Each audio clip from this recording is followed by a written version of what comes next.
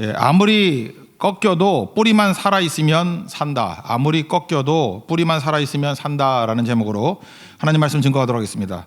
예수님 마지막 설교라 그랬죠. 다락방에서 했던 설교, 그래서 다락방 설교 또는 다락방 강화 이렇게 얘기를 합니다. 오늘 내용의 핵심은 성령과 부활이라는 내용입니다. 우리 심지어 7절을 보면은 내가 떠나가는 것이 너에게 유익이다 그랬습니다. 왜 그렇죠? 그래야 보혜사 성령이 너에게 오기 때문에. 예수님은 육체적으로 우리와 다 만날 수 없잖아요. 근데 성령께서는 영이시기 때문에 시간과 장소에 관계없이 다 만나고 우리와 동행할 수 있기 때문에 더 좋은 것이다. 이렇게 예수님은 설명하고 있다라는 것입니다. 그래서 성령이 오시면 하는 일들 뭐 되게 많이 있었지만 지난주 살폈던 건 뭐예요? 구원의 핵심을 알려주신다는 거죠. 핵심이 뭐예요? 죄가 뭔지, 그죠? 죄가 뭔지, 의가 뭔지, 심판이 뭔지 이런 걸 설명해 준다라는 거예요. 근데 그것을 어떻게 한다고 책망하시리라. 이 책망은 이렇게 뭐 잘못된 것들을 고쳐라 뭐 이런 것도 있지만 여기 원래의 뜻을 보니까 알 때까지 돕는다 또는 될 때까지 돕는다. 여기서 나온 것이 뭐죠? 성도의 견인이라는 게 있죠. 칼빈주의 5대 강령. 성령께서는 우리가 구원 받을 때까지 끝까지 붙들어 주신다는 거죠. 그래서 될 때까지 갈 때까지 뭐 이런 겁니다. 알 때까지. 그러니까 성령은 굉장히 치열한 영이에요. 그죠? 우리가 하나님이 원하신 목표가 될 때까지 우리와 함께 계시고 죄에 대해서 의에 대해서 심판에 대해서 깨달을 때까지 우리에게 함께해 주신다는 것입니다. 그래서 여러분 성령이 함께 하실 수 믿습니까? 여러분 절대로 넘어지지 않습니다. 왜? 성령은 될 때까지 책망하시는 분이니까. 책망이 좀 아프긴 아플 거예요. 그죠? 얻어 터지고 하니까. 그러나 알 때까지 깨우칠 때까지 붙들어 주신다. 이게 내용이었고 이제 그 다음 얘기하는 게 뭐냐면 복음의 뿌리가 뭐냐? 뿌리이자 절정이 부활이죠. 부활을 얘기하고 있습니다. 이건 뿌리 시작이자 또 절정이다. 이렇게 말했어요. 뿌리라는 것은 부활이 신앙의 출발이잖아요. 그러니까 뿌리라고 얘기할 수 있고 절정이라는 게 무엇입니까? 부활 신앙을 가지면 항상 긍정적이 되고 생명이 넘치게 될 것이고 어떤 상황에서도 적극적이 되고 또 최고의 우리 대적이 죽음인데 죽음까지도 이길 수 있기 때문에 그렇다는 것입니다. 그래서 우리 신앙의 뿌리가 뭡니까? 그러면 부활 신앙이고요. 우리 신앙의 절정이 무엇입니까? 그러면 죽어도 사는 부활이다. 그래서 성령께서 우리에게 부활을 알려주신다. 그래서 성령과 부활의 세 가지 모습을 오늘 보여주고 있어요. 그 세 가지를 차례로 살폈으면 좋겠습니다. 첫째는 16절부터 19절까지인데 성령이 부활에 대해서 우리에게 이해시켜 주시고 믿음을 주신다는 거예요. 그러니까 성령 아니고서는 부활이 이해도 안 되고 부활이 믿어지지도 않는다는 거예요. 그러니까 여러분들이 부활이 이해되고 부활이 믿어진다는 것은 성령이 하시는 역할이라는 거예요. 성령 없으면 성령 없는 사람들 보십시오. 부활이 뭐야? 이해 절대 못하고요. 물론 믿어지지도 않는다는 것입니다. 왜요? 상식적이지 않기 때문에 그렇다라는 거예요. 성령께서는 부활의 진리를 우리에게 이해시키시고 믿게 만드신다 그런 거예요. 예수님의 제자들이 3년 동안이나 예수님과 동행했습니다. 그럼에도 불구하고 예수님 지금 하시는 말씀을 못 알아들어요. 근데 여러분들은 지금 읽자마자 알 거예요. 이게 무슨 소리인지. 이거 성령 받으면 금방 압니다. 16절부터 19절까지 한번 읽겠습니다. 시작. 조금 있으면 너희가 나를 보지 못하겠고 또 조금 있으면 나를 보리라 하시니 제자 중에서 서로 말하되 우리에게 말씀하신 바 조금 있으면 나를 보지 못하겠고 또 조금 있으면 나를 보리라 하시며 또 내가 아버지께로 감이라 하신 것이 무슨 말씀이냐 하고 또 말하되 조금 있으면이라 하신 말씀이 무슨 말씀이냐 무엇을 말씀하신지 알지 못하노라 하거늘 예수께서 그 묻고자 함을 아시고 이르시되 내 말이 조금 있으면 나를 보지 못하겠고 또 조금 있으면 나를 보리라 함으로 서로 문의하느냐. 우린 다 알죠. 조금 있으면이 뭐예요? 보지 못한다. 십자가 지신다 그 얘기죠. 그러니까 못 보는 거지. 또 조금 있으면 본다. 이게 뭐예요? 부활하시고 난 다음에 본다 그런 거죠. 그러니까 우리가 뭐 다 이제 내용을 아니까 성령께서 이해시켜 주니까 알 수 있는 거지만 3년 동안 예수님 따라다녔던 제자들이 그렇게 얘기를 했는데도 불구하고 이렇게 말씀하니까 뭔 소리야라고 못 알아듣더라는 거예요. 근데 성령이 오시면 이걸 이해하고 믿게 되더라는 것입니다. 여러분 십자가 부활 그러는데 뭐가 더 믿기 힘든 것 같아요? 십자가는요 그래도 이성적으로 설명해 주면 믿지는 못한다 할지라도 뭔 소린지는 이해해요. 왜 그러냐면 십자가 내용이 뭐예요? 일종의 희생이잖아요. 희생하는 것. 또 뭐예요? 대속. 그 이스라엘 백성들은 대속이란 개념을 알았거든. 어린 양 대신 잡아가지고 대신 죽는다. 그죠? redeem 하는 거. redemption 이런 거 그들은 알고 있었다고요. 그죠? 그래서 십자가 그러면은 왜 예수님이 우리의 대속자야? 이거는 인정 못한다 할지라도 대속이 뭔지 희생이 뭔지 이런 거 알았다라는 것입니다. 근데 부활은 어때요? 이건 뭐 도대체 뭔 소리인지 이해가 안 되는 거예요. 이게 말도 안 되는 거죠. 성령이 아니고서는 이해 못한다는 것입니다. 부활은 뭐예요? 죽었는데 다시 살아난다 그런 얘기 아니에요. 이건 어떤 종교에도 없죠. 어떤 종교에 부활이 있어요. 어떤 사상에도 없고 어떤 철학에도 없고 어떤 윤리에도 부활이 없습니다. 부활이. 그래서 부활은 도대체 논의조차 안 되는 거예요. 이게 도대체 뭔 소리야. 그래서 이 성령이 아니고서는 부활에 대해서는 이해도 못하고 믿어지지도 않고 그런다라는 것입니다. 그러므로 세상 모든 이야기의 특징이 뭐예요? 부활 이하의 것들이에요. 부활을 논하지 아니하고 그 밑에 있는 것들만 계속 얘기한다라는 것입니다. 그래서 기껏해야 뭐 얘기해요? 뭐 숭고한 죽음 이야기 뭐 이런 거. 그죠? 숭고한 죽음 그것도 훌륭하죠. 그래서 우리 세상에 보면 다 숭고하게 죽은 얘기들 해요. 뭐 이렇게 뭐 거룩한 뜻을 위해서 죽었다, 나라를 위해서 죽었다, 뭐 이런 것들 물론 훌륭하죠. 무엇을 위해서 죽는다는 거 훌륭한 겁니다. 그걸 뭐 부인하는 건 아닌데 그래봐야 죽음은 죽음이죠. 뭐 숭고하게 죽으면 죽은 거 아니에요? 숭고하게 죽었다. 그래서 끝이에요. 숭고하게 죽었다. 우리나라가 일본하고 관계가 악화됐는데 얼마 전까지만 해도 악화될 때마다 기억되는 사람이 하나 있었죠. 김수현 청년이라고. 김수현 씨. 그 전철에서 술 취한 사람이 밑에 떨어져서 전철이 오는데 지하철이 오는데 뛰어 들어가서 그 사람 밀어주고 자기 딴에는 될 줄 알았어. 나오는 게. 근데 그 나오는 속도가 느려가지고 그 한 템포 늦춰가지고 그 비디오 보니까 죽게 됐죠. 그때 일본 사람들이 뭐 한국 별로 좋아도 안 했는데 그죠. 이 김수현 씨만은 전체가 다 애도하고 죽음이 숭고하다 그러고 그 총리 웬만한 사과도 안 하는 총리가 와가지고 그 조문하고 그죠? 장례식 오고 그랬어요. 그래서 한동안 뭐 수백 명의 외교관보다 더 많은 일을 했던 게 김수현 씨다. 뭐 그런 얘기를 하지 않습니까? 근데 왜 그래요? 숭고한 죽음이기 때문에. 근데 거기까지예요. 그래서 세상 많은 사람들을 보면 다 숭고한 죽음 이야기예요. 죽음. 종교심이 뭡니까? 두려움과 욕심 그랬잖아요. 두려움 피하는 거, 욕심 채우는 거. 그래서 죽음까지를 가지고 설명하는 거예요. 그래서 일반 종교에서 뭐라 그래요? 죽고 난 다음에 안심시키는 거죠.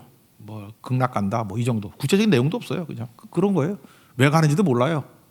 그렇게 설명하다 끝나버려요. 선행하면 간다, 뭐 지옥 안 간다, 죽음을 아름답게 묘사한다거나 아니면은 윤회한다. 그래서 뭐 어차피 뭐 잘못했더라도 약간 저열한 거, 뭐 마르티스로 태어날 거야, 뭐 이런 거, 강아지로 태어날 거야. 어떠나 그러대. 할머니가 와가지고 아유 우리 강아지 그랬더니 걔가 화를 내면서 그 아빠가 개야 그러더라고. 참 이상하죠. 그러니까 사람이 그렇죠. 뭐 잘못했다라도 뭐 개로 태어나는데 뭐 또 개가 또 뭐 열심히 하면 또 뭐로 태어나 뭐 이런 식으로 그게 이렇게 피해 버리는 거예요. 그죠? 죽음에서 끝나는 거지 그 다음에 얘기가 없다는 것입니다. 이집트도 마찬가지죠. 애굽에서도 죽음을 어떻게 묘사합니까? 피라미드 만들고 그 다음에 미이라 만들고 내용이 뭐예요? 죽음 이후에 새로운 천국을 얘기하는 게 아니고요. 그냥 현실의 연장이에요. 우리 한국에도 죽으면은 뭐 죽은 사람 입에다 추노 같은 데 보니까 엽전 집어넣었대. 그 죽어서 뭐 가는데 엽전이 필요하다며? 그러니까 뭐야? 똑같은 개념에 이 땅에서 하고. 죽은 사람 엽전이 왜 필요하겠어? 그죠? 그러니까 죽은 사람 온다고 뭐 제사상 밥 차려놓고 그러잖아요. 그 얼마나 원시적이고 죽음의 끝이죠. 거기서 뭐 더 있다라는 게 아니라는 거예요. 결국은 이 땅에서 아쉬워서 하는 몸부림일 뿐이지. 그러니까 성령이 아니고서는 부활에 관한 개념도 없고 더 넘어가지도 못한다라는 것입니다. 그래서 성경은 뭐라 그래요? 예수님은 처음부터 아버지께서 나를 보내신 목적이 너희들 다시 부활시키기 위해서고 부활의 첫 열매가 되기 위해서 내가 온 것이고 내가 마지막 날에 너희를 살릴 것이다. 이건 요한복음 앞장부터 나와요. 요한복음 6장 39절과 40절 자 읽어드릴게요. 나를 보내신 이의 뜻은 그러니까 하나님의 뜻이죠. 내게 주신 자 중에 하나도 잃어버리지 아니하고 마지막 날에 다시 살리는 이것이니라. 그러니까 하나님 아버지께서 독생자 예수를 보내신 이유가 뭐예요? 마지막 날에 하나도 잃어버리지 아니하고 하나님의 자녀들을 다시 살리는 그것이라고. 40절을 보니까 내 아버지의 뜻은 아들을 보고 믿는 자마다 영생을 얻는 이것이니 마지막 날에 내가 이를 다시 살리리라. 아들 보내가지고 아들을 믿게 만드는 거예요. 믿으면 다시 살리는 거예요. 믿으면 부활이 있습니다. 부활. 십자가를 믿으면 부활이 있다는 거예요. 다시 살리리라. 또 44절 그 좀 몇 절 넘어가면 나를 보내신 아버지께서 이끌지 아니하시면 아무도 내게 올 수 없으니 오는 그를 내가 마지막 날에 다시 살리리라. 예수님 하나님께서 성령을 통해서 우리 예수님께 가게 만들어 주신다는 거예요. 그러면 예수님이 또 뭐라 그래요? 예수님의 의지를 가지고 마지막 날에 내가 다시 살리리라. 그러니까 뭐예요? 부활이죠, 부활. 예수님이 하나님 보내신 목적, 예수님이 여기서 하신 일들, 성령이 해서 도와주는 일 다시 살리리라. 그게 부활 아니에요, 부활. 이게 목적이라는 것입니다. 하도 말귀를 몰아들으니까 그림 언어를 하나 보여주죠. 나사로, 예수님하고 친하게 지냈던 베다니의 나사로. 나사로가 병들었다 그러는데 일부러 늦게 가잖아요. 그 성경 보면 일부러라는 게 나오잖아요. 죽을 때까지. 그래서 죽었습니다. 가서 뭐 냄새 난다 그러니까 나사로야 나와라 그러고 살려주잖아요. 그러고 난 다음에 부활이 있다는 것을 이제 받지 하면서 요한복음 11장 25절 26절 보니까 나는 부활이요 생명이니 나를 믿는 자는 죽어도 살겠고 무릇 살아서 나를 믿는 자는 영원히 죽지 아니하리니 이것을 내가 믿느냐? 여러분 믿습니까? 그거예요. 그거. 예수님의 핵심이 뭐예요? 부활. 6장에서도 부활 얘기하고 11장에서 부활의 예증을 보여주고 그리고 나중에 뭐라 그래요? 너 이거 못 알아듣지? 성령이 오시면은 부활을 이해하고 믿게 될 거야. 그래서 사도행전에서 뭐라 그래? 자기들을 부활의 증인 그러잖아요. 그들의 핵심은 그거예요. 예수님이 다시 사셨다 그게 메시지였어요. 그들이 뭐 십자가도 증거하는 게 있었지만 십자가는 전제된 거죠. 부활을 증거했다고 예수님이. 우리는 부활의 증인이라고. 예수님 다시 사셨다고. 그게 메시지였다는 것입니다. 잘 보세요. 스데반이 죽었어요. 스데반이 돌에 맞아 죽어가는데 그 내용이 뭐예요? 그 부활의 메시지 아니에요? 막 돌멩이 막 던져가지고 죽으면은 죽음이 끝이라 그러면 원래 장렬히 죽다 끝났다 그래야 될 건데 사도행전 7장 55절 56절 보니까 성령 충만하여 성령이 충만했잖아요. 하늘을 우러러 보시면서 하늘에 하나님의 영광과 하나님 영광이 보이고 또 예수께서 하나님 우편에 서신 것을 보고 뭘 봤어요. 죽음이 끝이 아니잖아요. 그 다음이 있다는 걸 보여주잖아요. 하늘이 열리고 인자가 하나님 우편에 서신 것을 보노라. 그러고 죽었어요. 그러니까 이 장면에서 우리가 뭘 느끼는 거예요? 죽음이 절대 끝이 아니라는 거죠. 그 이유가 있다는 거 아니에요. 그 부활을 얘기하는 거예요. 부활을. 이거 보고 사울이 충격받아서 나중에 바울로 변화될 때 이 얘기 있지 않잖아요. 그죠? 이 스테반의 메시지. 이게 너무너무 중요한 건데요. 그러므로 죽음이 끝이 아니라는 걸 보여주는 게 스테반의 메시지예요. 다시 말해서 부활 메시지죠. 그 성령 충만하니까 뭐가 보이는 거예요? 부활이 보이는 거예요. 부활이. 여러분 오늘도 하나님의 성령의 능력으로 말미암아 죽음이 끝이 아닙니다. 우리 절망이 끝이 아니에요. 부활이 있다는 것을 믿는 믿음의 신실한 종 되기를 축원합니다. 다 살아납니다. 예수님께서 다시 살아나리라. 믿으면 다시 살아나리라. 한 번 죽는 것은 정하신 것인데 이후에는 심판이 있습니다. 예수님 믿으면 심판을 뛰어넘어서 부활의 능력, 생명의 부활이 있는 하나님 백성이 된다는 것을 믿고 흔들림이 없는 하나님의 종 되기를 축원합니다. 그다음 두 번째로 성령이 하시는 일이 뭐냐면 부활을 통해서 기쁨 주신다는 거예요. 그죠? 이해와 믿음 주신다. 두 번째는 빼앗길 수 없는 기쁨 주신다. 부활을 통해서 성령께서는 기쁨 주신다는 거예요. 그게 20절부터 22절까지 내용인데 우리 믿음이 흔들릴 수 있죠. 안 흔들리면 말이 안 되죠. 우리 흔들리잖아요, 다. 흔들리는데 흔들려도 괜찮아요. 뿌리만 뽑히지 않으면 돼요. 뿌리만. 왜 그래요? 믿음의 뿌리가 뭐예요? 부활신앙이기 때문에.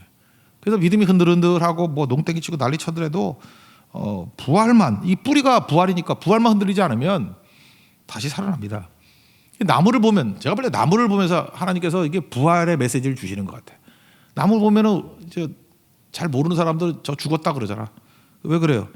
이렇게 뭐 잎사귀도 떨어지고 바짝바짝 마르고 그 다음에 하도 추우니까 뭐 눈 쌓이고 뭐 이러면 저 죽은 것 같아요, 그죠? 이렇게 만져보면 막 뚝뚝 부러지고 죽었네.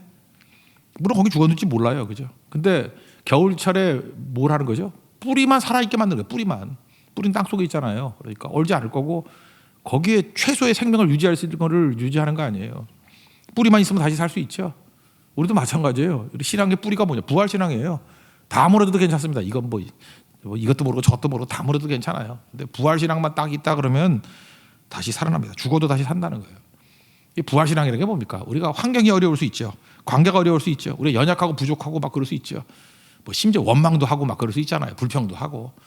뭐 다 우리 그렇게 살잖아요. 그죠? 그래도 성령께서는 부활 신앙 하나만을 뿌리로 남겨 주신다니까요. 그럼 다시 살아납니다. 그래서 일어난다는 거예요. 그래서 기뻐할 수 있는 거죠. 그래서 역전이란 말을 써요. 역전. 뒤집힌다는 거예요. 끝이 죽음이 아니고 역전된다는 거예요. 생명으로 다 뒤집어지게 된다.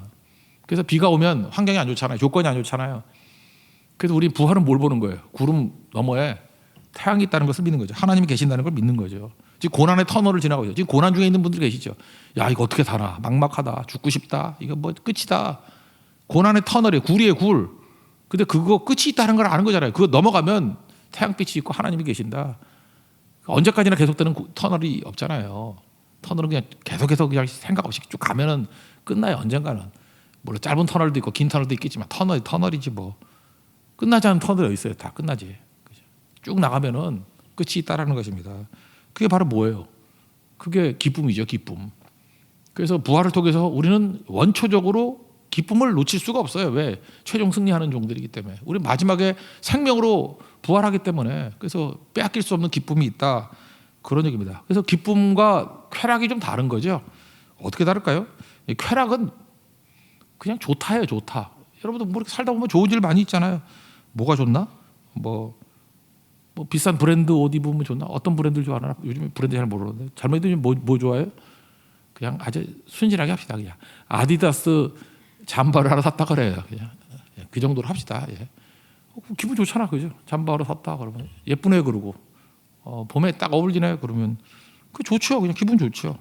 또 아니면은 요즘에 벚꽃도 막 피고 하니까 뭐 경주를 가든지 뭐 어디 간다 그럴까, 뭐 여의도는 못 가나 요즘에, 뭐 강릉을 가든지 뭐 이렇게 해서 벚꽃이 예뻐요. 그래서 가면 좋지요, 기분. 아, 이번 여행 갔다 왔던 기분 되게 좋아. 그런 거예요. 또 누가 이렇게 뭐 반지를 줘요, 반지 뭐 금반지 뭐 이런 거 24K 뭐 이런 거 아주 좋은 거, 그죠? 이런 거 줬어요. 그러면 안 주는 것보다 좋죠. 뭐 타르트 뭐 이런 거, 과자 이런 거 사다가 누가 줘요. 그러면 기분 좋지요.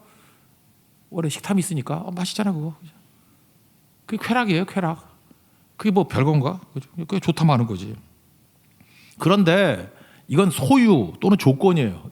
소유가 좀 생기거나 to have 또는 조건이 좋아지거나 이럴 때는 쾌락이라 그래요. 근데 기쁨은 그런 게 아니고, 기쁨은 항상 관계하고 연관이 있어요. 15장 앞에도 나오잖아요. 예수님 포도나무고 우리는 가지라고. 관계가 있을 때 기쁨이 있는 거예요. 이 조건이 나쁘더라도 관계가 되면 기쁜 거예요. 예를 들어서 어떤 그 뭐 여자분이 자기가 좋아하는 남자가 있어. 그래서 저 남자가 나를 사랑했으면 참 좋겠다. 이제 어떤 그런 처녀가 있다고 합시다. 근데 자기는 이제 그걸 기도하는 거예요. 저 사람과 좋은 관계를 맺기를 원합니다. 근데 그 남자가 그 총각이 와가지고 뭐 한 2,000원짜리 초콜릿을 하나 사서 줬어요. 그러면서 나랑 자주 만나자 뭐 이랬다고 합시다. 너 예쁘다 그랬다 그러면 되게 좋은 거죠. 저 같은 늙은 사람이 20만 원짜리 주는 거야. 그 멋있는 송중기 같은 오빠가 2,000원짜리 초콜릿 주는 거, 뭐가 더 좋아요? 여러분이 막 비웃잖아 지금, 그죠? 그걸 어떻게 비교할 수 있냐 이거죠. 송중기가 200원짜리 주는 게 낫지. 우리 친하게 지내자 그러면은 그게 무슨 사인이죠? 이제부터 너하고 나하고 좋은 관계를 맺자라고 하는 사인으로서의 2,000원짜리 초콜릿이잖아. 근데 뭐 담임 목사님 이렇게 준다 그러면, 만약 뭐 주지도 않겠지만 준다 그러면 뭐예요? 그냥 격려 차원에서 일 죽도록 해라 뭐 이런 뜻이겠죠, 그죠? 율동할 때 일을 악물고 율동해라. 새벽기도 안 나면 죽는다. 뭐 이런 식의 약간의 부담감도 있는 뭐 그런 거잖아요, 그죠? 그런 거 아니겠어요? 그러니까 관계가 되는 것을 기쁨이라 그런다고. 근데 이 관계가 계속 유지가 되는데 좀 고난이 있으면 어때? 이렇게 두 사랑하는 사람이 떨어져 있어. 한 사람 부산에 있고 한 사람 서울에 있는데 중간에서 만나자. 그래서 대전에서 만나는 거예요. 그럼 얼마나 힘들어.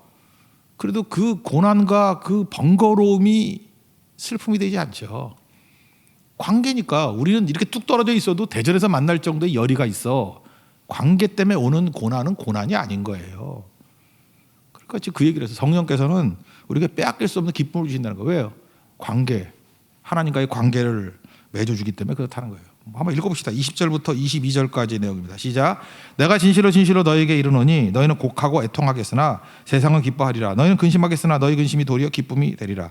여자가 해산하게 되면 그때가 이르렀으므로 근심하나 아기를 낳으면 세상에 사람 난 기쁨으로 말미암아 그 고통을 다시 기억하지 아니하느니라. 지금은 너희가 근심하나 내가 다시 너희를 보리니 너희 마음이 기쁠 것이요 너희 기쁨을 빼앗을 자가 없으리라. 제가 어떤 남자 집사님하고 옛날에 한번 얘기를 나눴던 적이 있었어요. 그때 그 자기 자녀를 낳는데 자기 와이프가 굉장히 고통이 심했대요. 애 낳는데 이제 산통이 되게 심했는가 봐. 고통스러워했는데 그때는 자기는 별로 힘들지 않더라는 거예요. 왜? 어차피 애 낳는 거 아프잖아요, 그죠? 뭐 안 아픈 여자 있나? 뭐 제왕절개하는 거 그것도 나중에 아파요. 뭐라죠? 마취 풀리면 아파. 그 고통이지 뭐. 무통분만 뭐 그런 게 있나? 무통분만 그거는 다리가 무통이라는 뜻이지 고통이 없다는 뜻이 아니에요, 그죠? 그게 말이 되나? 어떻게 무통분만 있어? 나중에 언제 통증이냐 그 차이지. 되게 힘들게 했는데 그 남편은 별로 안 힘들었다라는 거예요. 왜? 그 다 고통스러운 거. 그 다음에 너무 기대가 있기 때문에. 새로운 아기가 태어나는데 첫째 태어나는데 그 기쁨이 있잖아요. 산모가 아프지만 그 산모와 함께 그 가정이 새롭게 아이가 태어난 기쁨을 누릴 거 생각하니까 빼앗길 수 없는 기쁨이라는 거예요, 그죠? 이해가 되죠. 근데 그 와이프가 뭐 무슨 수술을 해가지고 암 수술을 했었대요. 근데 그 초기에 발견해가지고 아주 심하진 않은데 고통 없어요, 초기 발견하면. 근데 그때 충격을 꽉 먹었다는 거예요. 꽉 먹어서 굉장히 괴로워했다. 뭐 그런 얘기를 하더라고요. 그러니까 무슨 얘기죠? 고통의 크기의 얘기가 아니잖아요. 관계이잖아요, 관계. 그러니까 하나님 앞에서 우리도 성령께서 부활의 능력을 통해서 우리에게 이런 빼앗길 수 없는 기쁨. 그러니까 자꾸 저급한 인간들은요, 맨날 조건 갖고 나 뭐 이제 2만 원짜리 받았어. 뭐 누구는 뭐 20만 원짜리 줬어. 뭐 그게 뭔 관계가 있어요, 그죠? 관계 없는 사람하고 그 주고받는 게 뭐가 필요한 거냐고. 관계죠, 관계. 하나님과의 관계. 부활은 바로 그런 거다. 그런 뜻이라는 것입니다. 그러니까 뭐 어려운 거 아니겠죠? 그래서 현재는 고난이 있다 할지라도 빼앗길 수 없는 기쁨이 있다. 그런 겁니다. 그래서 실제로 이런 거 예를 한번 든다면 사도행전 5장에 보면은 제자들 좀 뺀질이었잖아요. 복음서에 보면 뺀질하고 맨날 뭐 누가 높으냐고 그러고 자기들 이익을 위해서 막 살고 좀 그랬던 사람들 아니었어요. 그런데 핍박을 당했는데 사도행전 5장 41절에 사도들은 그 이름을 위하여, 예수의 이름을 위하여 능력 받는 일에 합당한 자로 여기심을 기뻐하면서 공의 앞을 떠나니라. 지금 무지하게 고난 당하고 있거든. 막 감옥에 집어넣고 막 때리고 막 이러는데 그걸 해석을 어떻게 했냐 하면은 예수님의 이름을 위해서 능력 받는 일에 합당한 자라고 나를 부르셨구나라고 하는 예수님과의 관계. 내가 자격이 있어가지고 예수님 이름 때문에 이렇게 고난 당하도록 나를 부르셨구나. 이런 거룩한 일에 내가 힘들지만 부름 입었구나. 그래서 기뻐했대요. 맞아서 기쁜 사람이 누가 있어? 맞아서 기쁜 그거 병이지, 그 변태지. 맞아서 기쁜 게 아니라 뭐로 기뻐한 거예요? 하나님과의 관계 때문에 기뻐했다는 거 아니에요. 그렇게 능력당하는 일에, 예수 이름 때문에 능력당하는 일에 합당한 자로 나를 부르셨기 때문에 관계 때문에 기뻐했다. 이게 성령이 하시는 일이라니까요. 성령은 우리에게 이렇게 빼앗길 수 없는 관계로서의 기쁨을 준다는 거예요. 그래서 예수 믿는 사람도 예수 믿는 것 때문에, 예수님과 동행하는 것 때문에, 우리 사명 때문에 그냥 기쁜 겁니다. 그래서 이걸 모르는 사람, 저급한 사람은 부활 이하의 인생을 사는 사람들은 뭐냐? 또 맨날 돈 갖다 바치면서 왜 기뻐하니? 뭐 이러고. 뭐 잠도 못 자면서 왜 기뻐하니? 이렇게 핍박당하면서 뭐 기뻐하니? 뭐 생긴다고 밥을 주니? 뭐 꼭 그러죠. 교회 가면 밥 먹여주냐 맨날 이러잖아요. 밥도 줘요. 예. 밥도 주지만 벌써 그 말 자체가 얼마나 저급해요. 밥으로 산다는 거 아니에요. 그래서 예수님 그러잖아요. 사람이 밥으로 사는 게 아니라 말씀으로 산다고. 사람이 떡으로만 사는 것이 하나님에서 나오는 모든 말씀으로 사는 거라고. 그 성령이 알려주시는 거예요. 성령이. 여러분 성령 때문에 빼앗길 수 없는 기쁨을 누리는 자됨을 믿으십니까? 우리는 그래서 기쁜 거예요. 예수님 때문에 기쁜 거예요. 믿기 때문에 기쁜 거예요. 그 성령이 하시는 일이에요.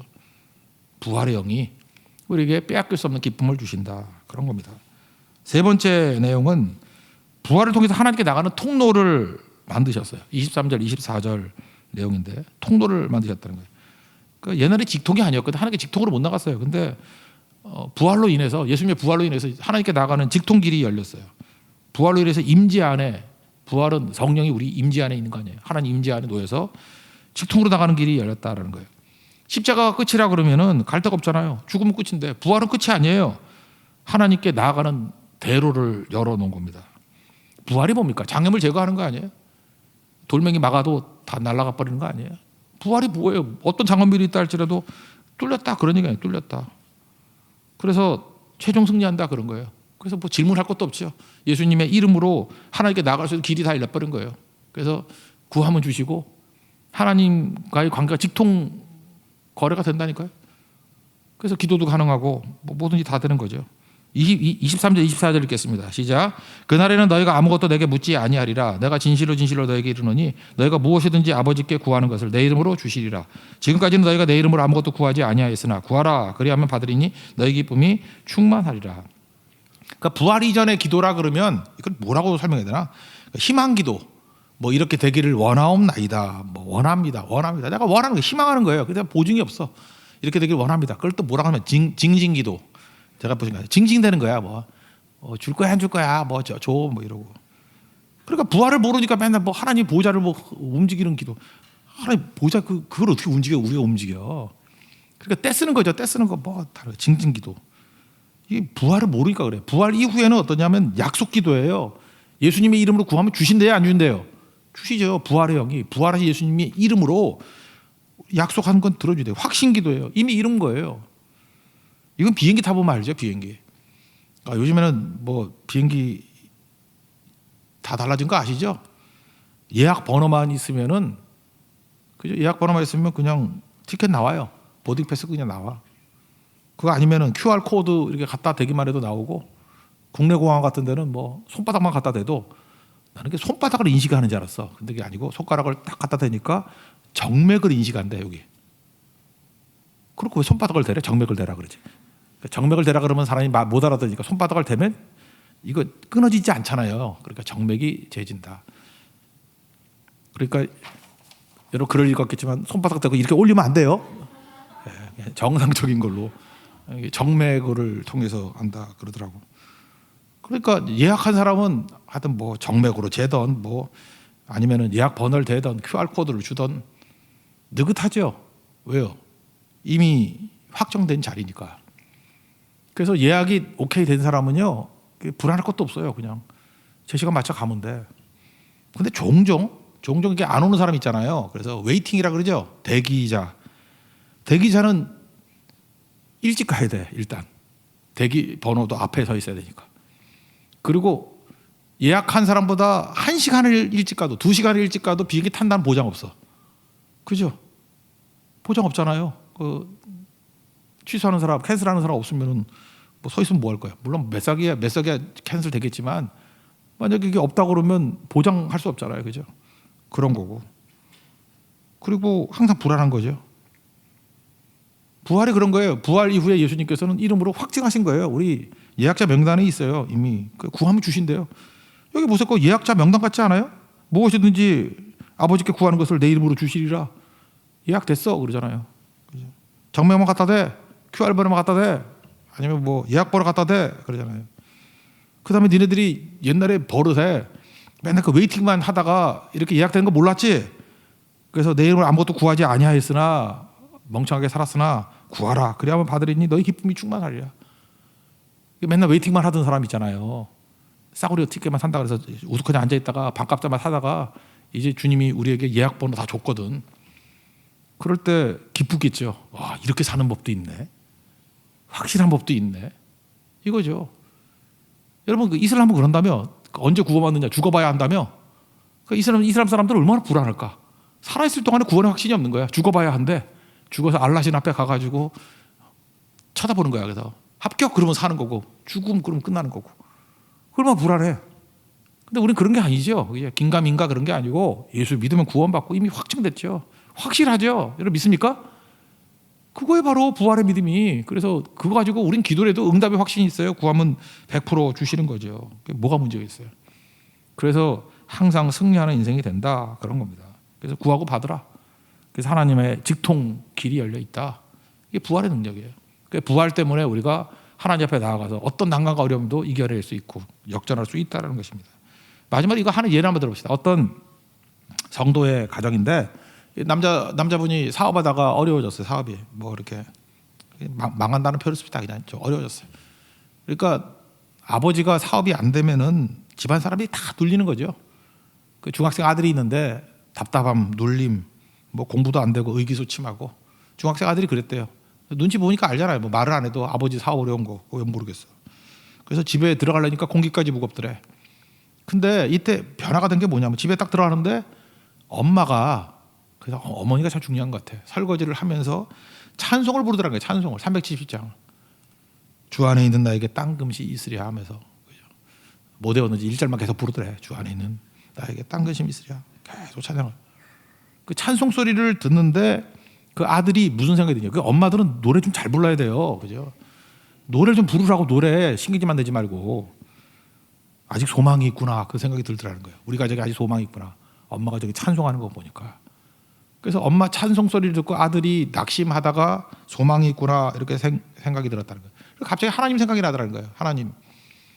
얘도 뭐 이제 청소년부 다니고 뭐 이러니까 믿음은 있겠지만 갑자기 기도할 마음이 생기더라는 거예요. 이렇게 전도사님이나 뭐 선생님이 시켜가지고 하는 기도 빼놓고 스스로 기도할 마음이 생기더라는 거예요. 그래서 기도했대요. 뭐 잊지 마세요. 하나님이 청소년 기도는 잘 들어주는 것 같아요. 다윗의 기도도 잘 들어주고 요셉의 기도도 들어주고. 그러니까 보면 청소년 때 늙으면 잘 안 들어주니까 빨리빨리 한 살이 어렸을 때 기도해요. 그죠? 이게 늙어도 들어줘요.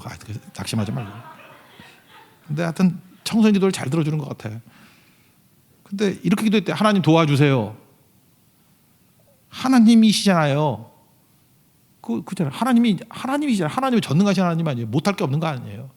하나님이시잖아요. 도와주실 수 있잖아요. 도와주세요.